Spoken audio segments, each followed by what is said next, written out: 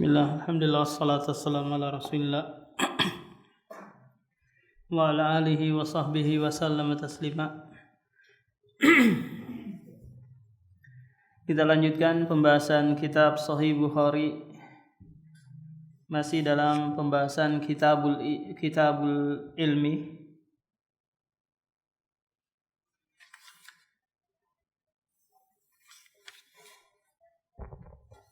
Babu kemarin terakhir apa?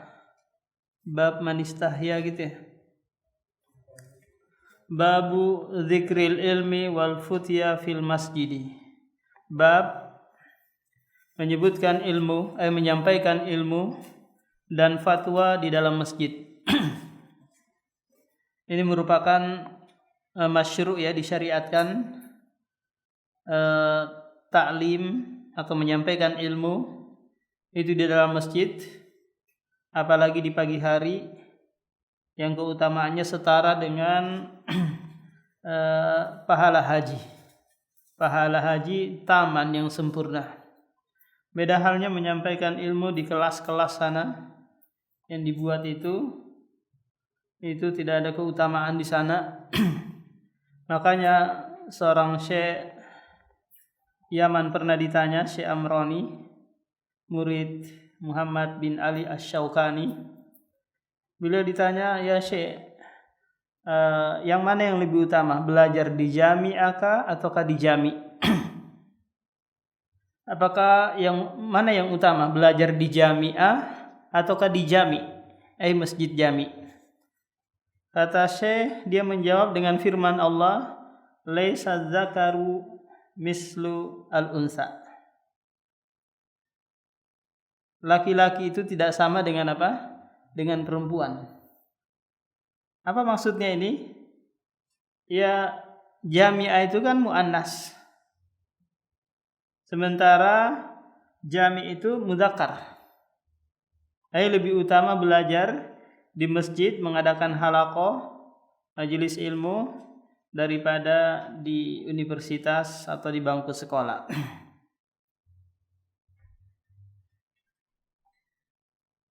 Haddatsana Qutaibah ibnu Jamil ibnu Tarif bin Sa'id qala haddatsana Al-Laisu ibnu Sa'din ibnu Abdurrahman qala haddatsana Nafi ini adalah mantan budak Abdullah ibn Umar, maula Abdullah ibn Umar.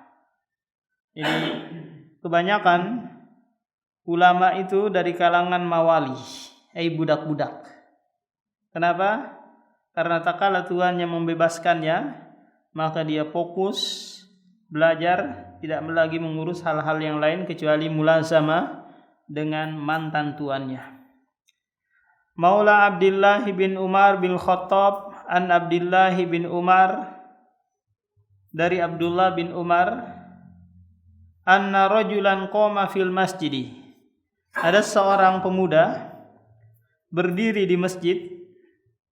Faqala ya Rasulullah, min aina ta'muruna an nuhilla? Jadi pemuda ini berada di dalam masjid, berdiri, kemudian dia bertanya. Jadi ini boleh berdiri, boleh juga duduk. Kalau bisa juga menulis di kertas kalau mau bertanya. Kalau kita di sini dengan santun ya, diopor sana sini hingga sampai ke meja syekh, ke meja ustadz. Kalau di Yaman itu dari jauh dilempar gini, cuk. Dari jauh, meskipun kena mukanya saya enggak marah, sudah kebiasaan di sana. Dilempar digulung-gulung gini baru dilempar. Oh, kamu ini enggak sopan. Itu di Indonesia kan? Kamu ini enggak sopan. Ini masa guru dilempar kertas? Enggak, memang sudah di sana kebiasaannya. Rutinitasnya tak kala menulis di kertas, itu enggak ada istilah main opor-oporan. Langsung dilempar. Kalau kita dengan santun mengantarkan ke meja ustadz. Faqala Rasulullah, lalu Rasulullah menjawab, yuhillu ahlil Madinah min dzi al-Hulaifah. Jadi di hadis ini Rasulullah menjawab pertanyaan pemuda ini. Pemuda ini siapa tidak disebutkan. Karena majhulus sahaba la yadurul hadis. Kalau sahabat tidak disebutkan namanya itu tidak memudaratkan hadis. Maka Rasulullah menjawab yaitu mikot ya, mikot setiap negara dan negara yang mau melewati mikot tersebut. Yuhillu ahlul Madinah min dzi al-Hulaifah. Jadi ahlul Madinah dan orang-orang yang ada melewati ahlul Madinah atau kota Madinah, maka nanti mikotnya itu dari Dzulhulaifah atau sekarang Bir Ali, Abarul Ali. Nah di sini dia mulai start mandi, memakai minyak wangi, sholat kalau ada waktu sholat. Kemudian dari sini juga dia berniat labbaika hajatan atau umrotan. Kemudian start bertalbiyah. Labbaik Allahumma labbaik. Jadi kalau orang Indonesia mau mau mikotnya dari sini dari Dzulhulaifah, maka dia ke Jeddah dulu, Jeddah nanti ke Madinah, dari Madinah nanti startnya di Dzulhulaifah. Wa yuhillu ahlu Syam minal Juhfah. Jadi penduduk Syam itu Turki, Syria, Palestina dan yang lainnya itu mikotnya di Juhfah. Wa yuhillu ahlu Najdi min Qarnin. Ahlu Najd ini dari Iran sana, arah Iran. Kalau Iran nanti lewat satu jalur dengan Oman, Emirat juga bisa. Lewat dari mikotnya nanti di ahlun Qarnul Manazil.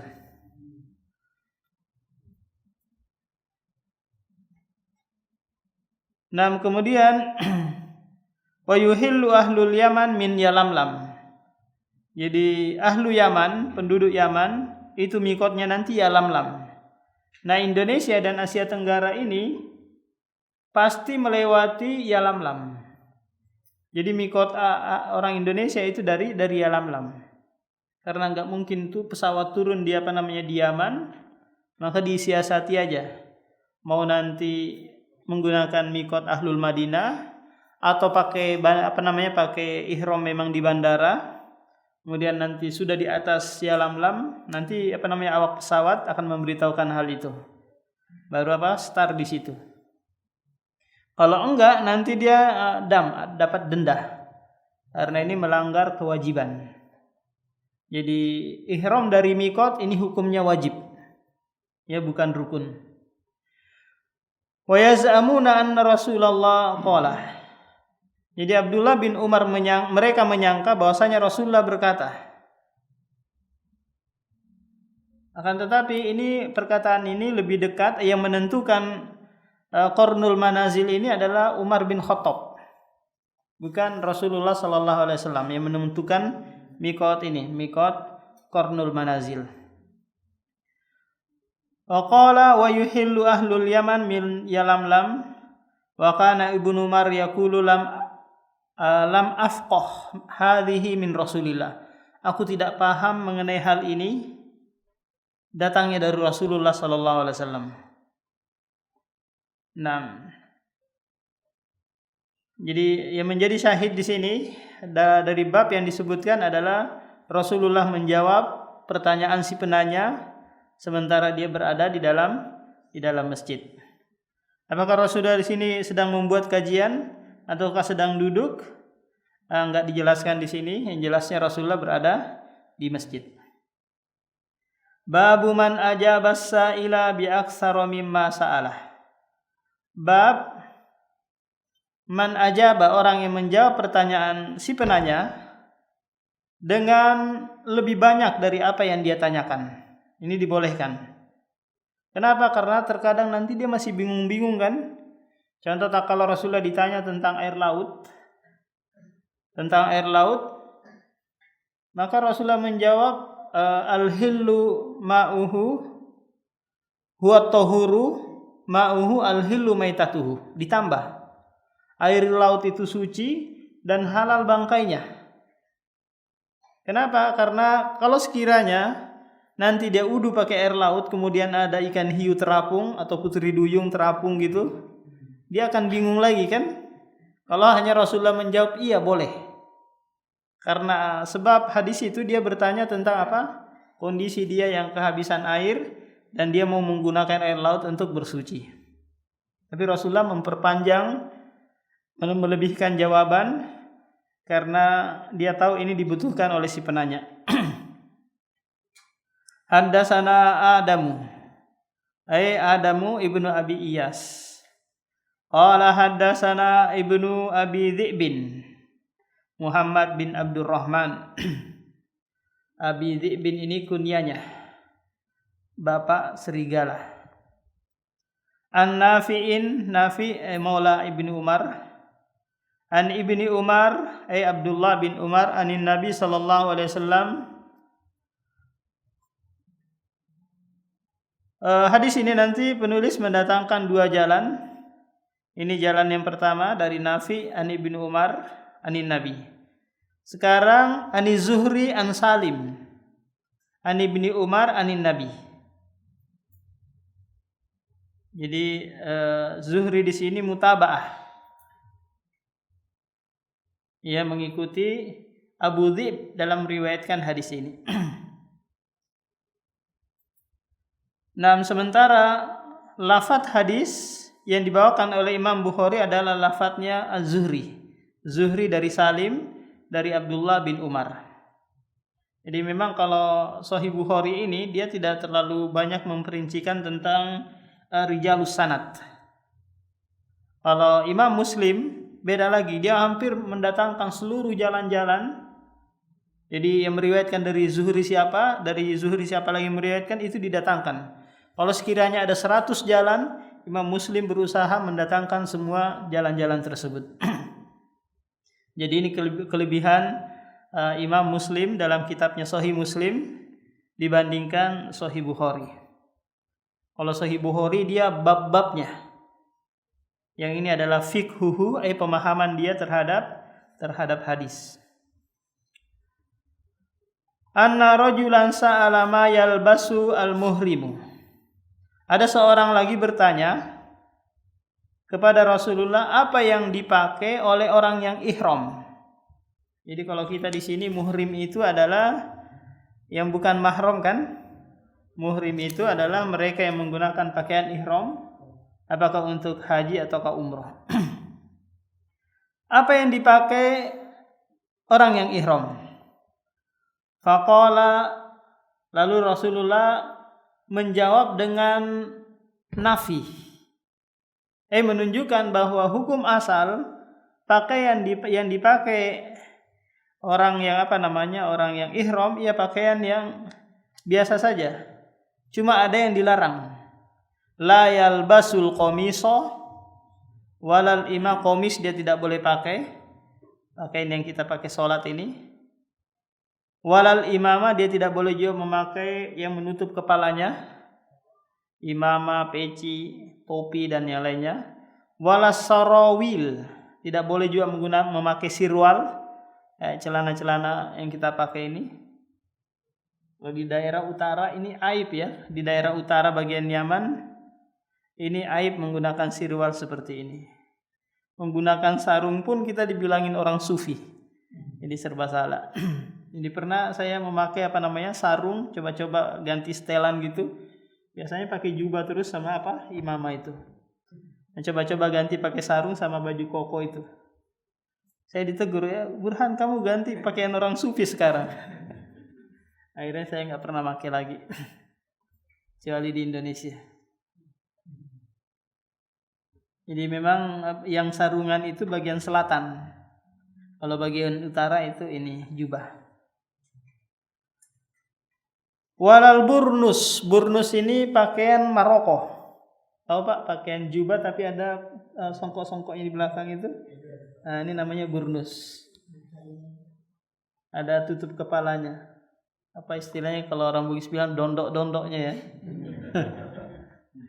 Yang dipakai di saat panas. Nah itu, ini pakaian khas Maroko, Aljazair dan sekitarnya. Jadi enggak boleh memakai ini burnus.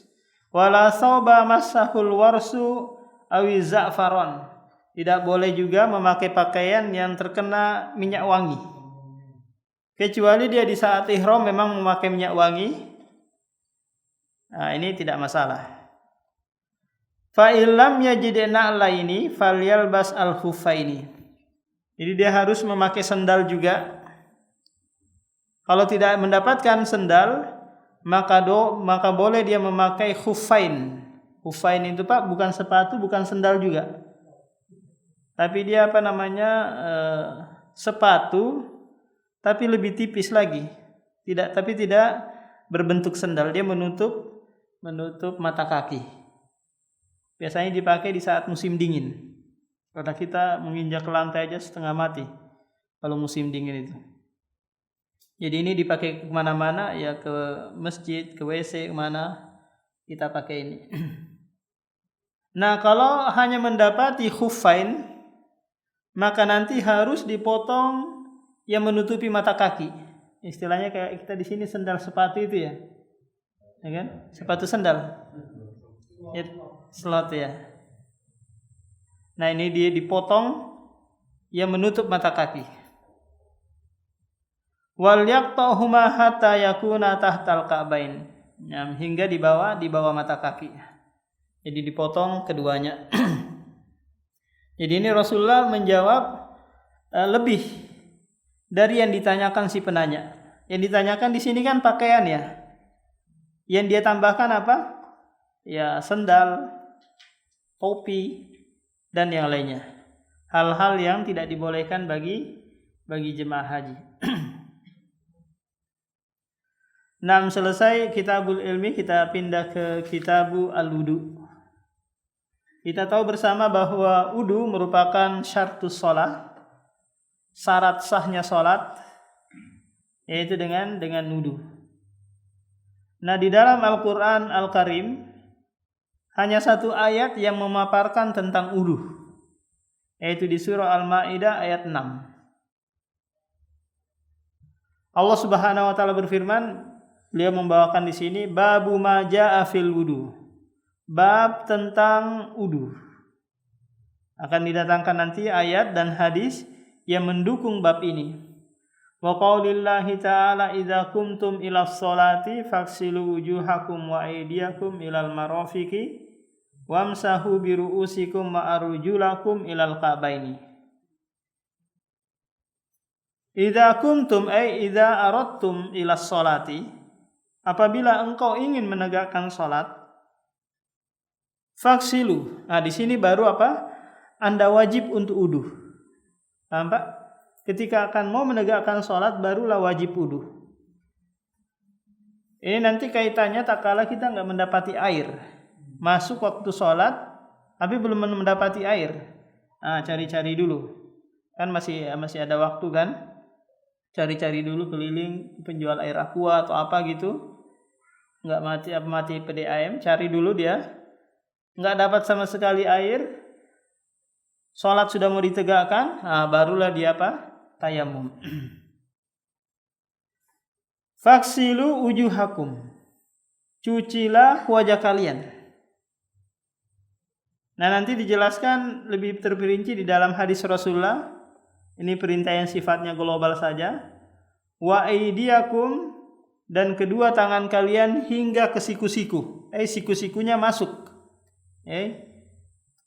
Masuk dalam cucian atau basuhan. Wamsahu biru'usikum, dan usaplah kepala kalian. Kenapa di sini kepala yang di lafaz kepala yang didatangkan bukan lafaz sya'run, rambut? Karena kenapa? Karena kepala terkadang orang enggak punya rambut kan? Ada orang yang enggak punya rambut, botak, maka yang dia usap kepala. Kepala ini nanti rambut ini masuk di dalam kepala. Dalam ilmu qawaidul fiqhiyah, dzikrul ba'di yuridu bihil umum. Menyebutkan sebagian tapi maksudnya adalah keseluruhan. Nah, di sini hanya saja Imam Syafi'i dan Imam Ahmad berbeda pemahaman mengenai wamsahu bi. Ya bi di sini, huruf ba di sini. Oleh Imam Syafi'i mengatakan ba di sini maknanya adalah tab'idiyah, sebagian saja.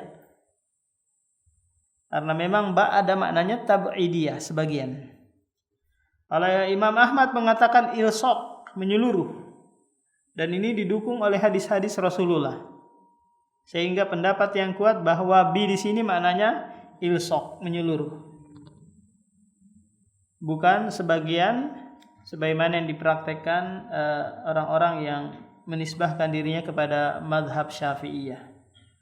Wa arjulakum ilal ka'baini, dan kaki-kaki kalian hingga mata kaki. Nah, dalam ayat ini menyebutkan 4 a'dha'ul wudu, menyebutkan 4 anggota wudu. Tangan, wajah, kaki, sama kepala, ya kan? Hanya 4 ini saja. Dan nah, qala Abu Abdillahi,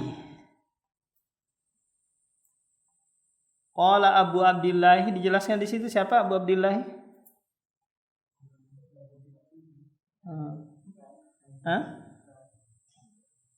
Qala Abu Abdillahi. Ishaq ibnu Rohawai. Bukan itu yang di bawahnya itu. Ishaq ibnu Ibrahim Al-Handhali ibnu Makhlad. Jadi Abu Abdillah ini kunya bagi Imam mazhab Arba'ah.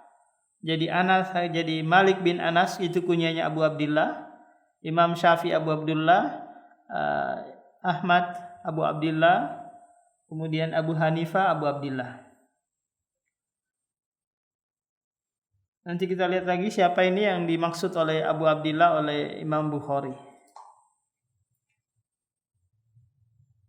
Karena Imam Bukhari di sini mendatangkan hadis, mendatangkan penjelasan saja. Wa bayyana an-nabiyyu anna fardul wudu marratan. Nabi sallallahu alaihi wasallam menjelaskan bahwa kewajiban wudu itu satu kali. Nah, ini yang wajib ini, Pak. Tangan 1 kali saja dibasuh, wajah juga 1 kali, kepala 1 kali, kaki sekali. Nah, adapun 2 kali selain kepala itu hukumnya sunnah, 2 kali atau 3 kali. Ini kaitannya nanti kalau kita mendapati air hanya cukup 1 kali saja, Pak. Maka yang wajib dikedepankan daripada yang sunnah.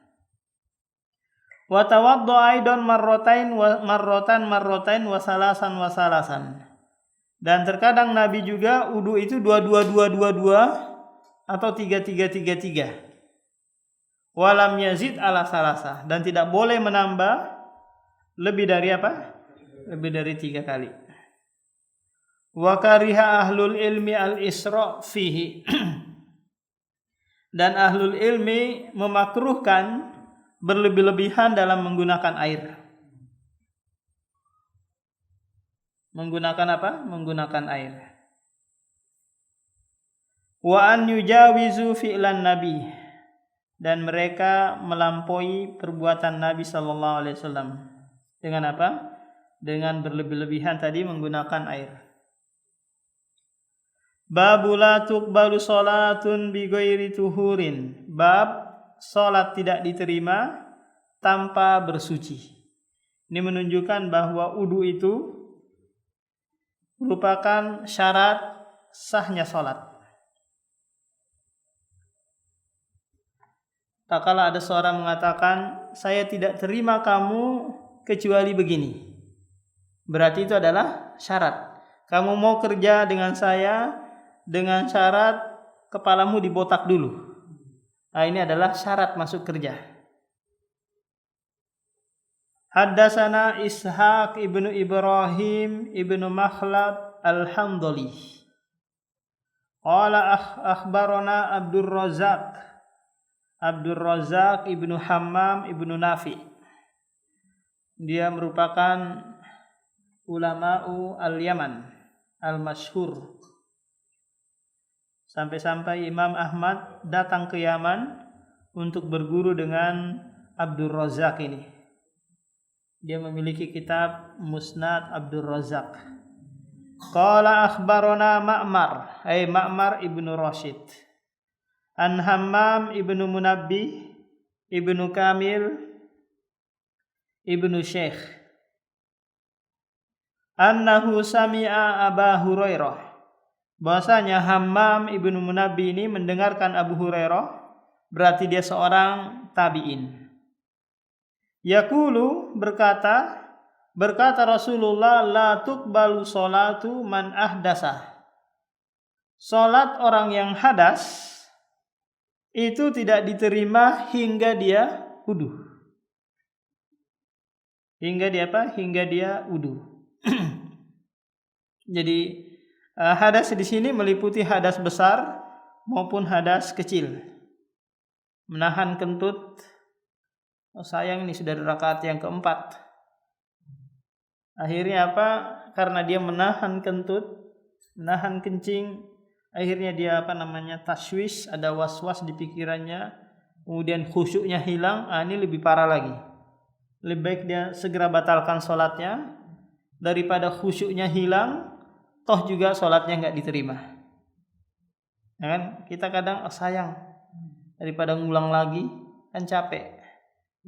Nah, daripada capek tapi kewajiban nggak gugur masih ada di leher. Dan itu harus diulang lagi. Qala rajulun min Hadramaut.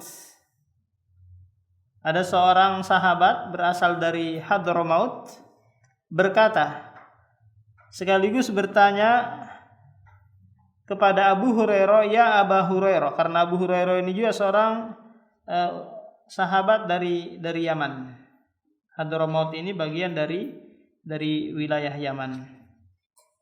Ya Aba Hurairah, qala ya Aba Hurairah, mal hadasu ya Abu Hurairah? Apa itu hadas wahai Abu Hurairah? Qala fusaun au duratun. Jadi Abu Hurairah di sini menyebutkan sebagian dari person atau dari anwa al hadas. Apa diartikan di situ? Fusaun, kentut ya. Durratun, apa? Oh, fusaun au durratun. Jadi fusaun, kentut yang ada suaranya tut gitu, ya.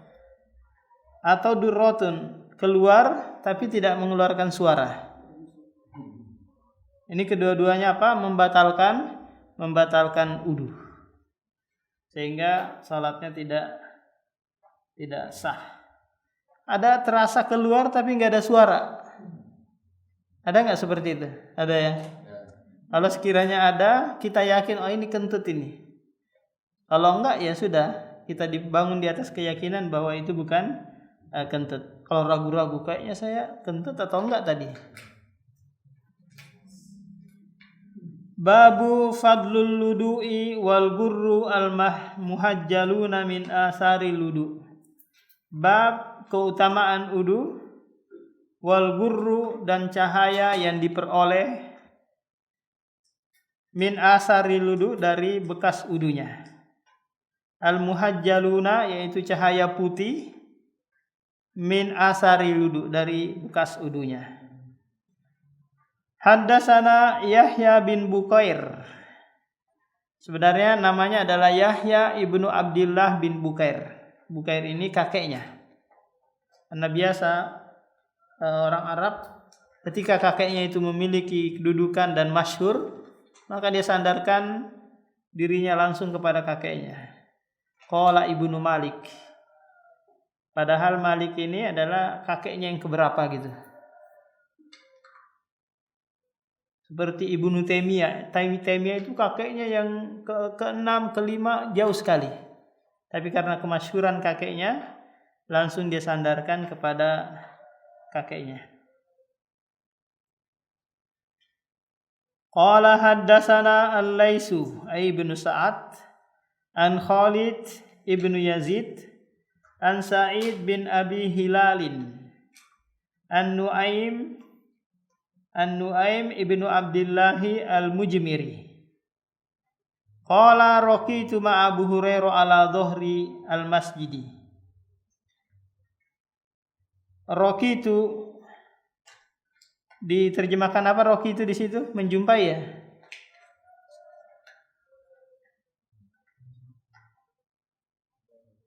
Hah? Mendaki ya, raqitu yawman ala baiti Hafsah. Ma Abu Hurairah ala dhahril masjid, di atas punggung masjid. Fatawaddo'ah, lalu dia wudu, Abu Hurairah wudu. Faqala inni sami'tun nabiyya, sesungguhnya aku mendengar Nabi sallallahu alaihi wasallam berkata, inna ummati, sesungguhnya umatku. Yang dimaksud umat di sini adalah ummatul ijabah, umat yang memenuhi seruan Rasulullah. Karena Yahudi, Nasara, Majusi, semua itu adalah ummatud dakwah, bukan umat al-ijabah. Kenapa? Karena seluruh manusia yang hidup setelah diutusnya Nabi Muhammad itu dikategorikan apa? Umat Nabi Muhammad. Jadi nggak boleh seperti zaman-zaman sebelum Nabi Muhammad. Jadi setiap kaum itu utusannya berbeda-beda, rasulnya beda, nabinya beda, meskipun sezaman. Tapi Rasulullah enggak semuanya. Apakah yang di India, di Amerika, Eropa, semuanya dikategorikan umat Nabi Muhammad. Dia diutus rahmatan lil alamin, untuk semesta alam.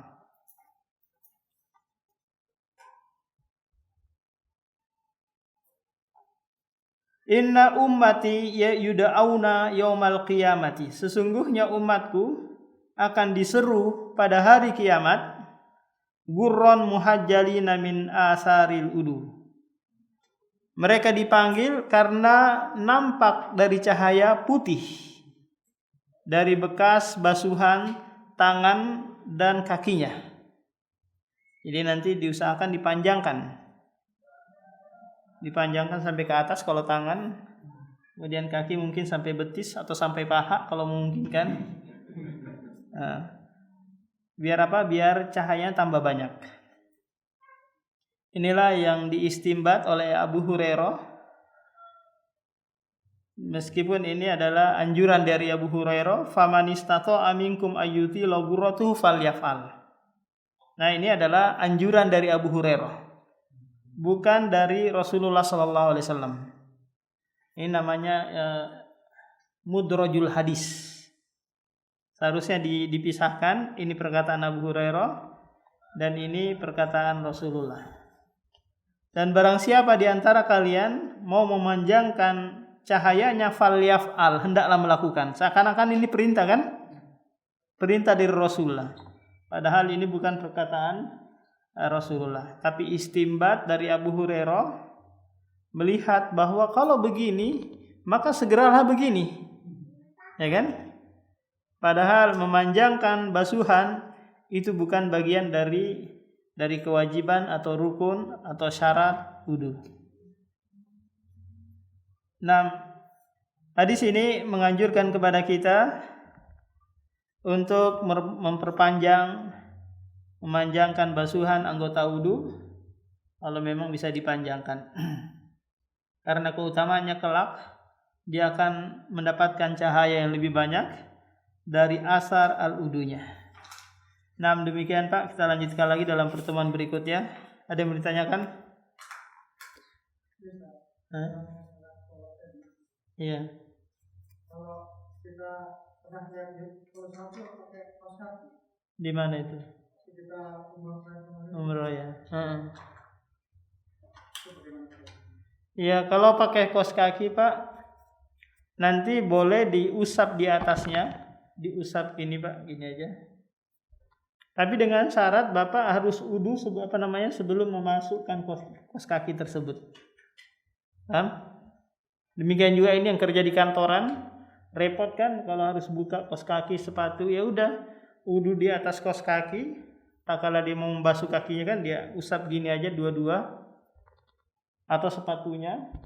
Tapi dengan syarat dia wudu terlebih dahulu. Kemudian nanti masanya sehari semalam. Ini bagi yang mukim. Kalau yang safar 3 hari 3 malam. Nah, patokan penentuannya kapan?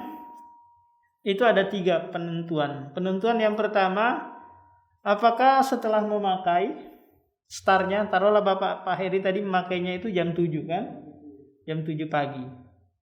Maka nanti habis waktunya itu jam 7 pagi pula. Ini. Kalau kita pakai startnya itu setelah memakai kaos kaki.